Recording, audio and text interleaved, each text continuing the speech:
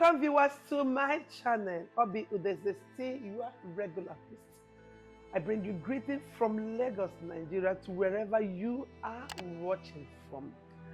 Today, in continuation from this book, Predestination is more powerful than choice.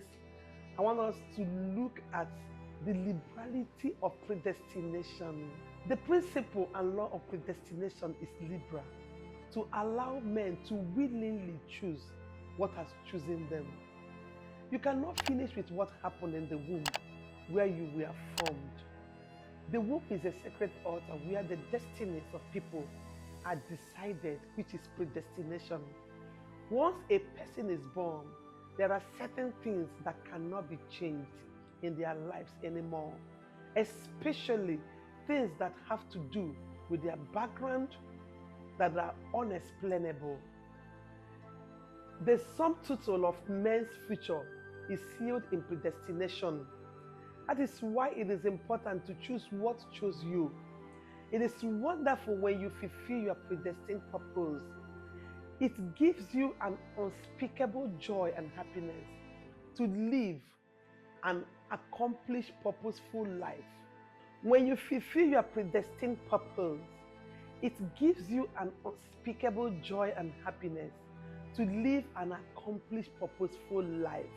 Your destiny is not in the hands of anyone else, but in the hand of God. Inasmuch as man is a free moral, our destinies have been predestined by God before our birth. Hence, you didn't choose your gender while God made you. For instance, God has the final decision of whether a child will be born as male or female from the womb. He chooses where a man comes from and the family to be born into. Our destiny is not meant to be chosen, but to be discovered and lived out as we don't determine it. We sin against God when we live contrary to his choice. We sin against God when we live contrary to his choosing life in predestination for us. It is very precarious to fight against the choice of God for our lives. Predestination is actually the gift of God to humanity, and fighting against it is tantamount to assuming the unimaginable. Using Jesus as our case study, he was killed before he was born into the earth, which means that Jesus couldn't decide anything else because his destiny was decided before his birth.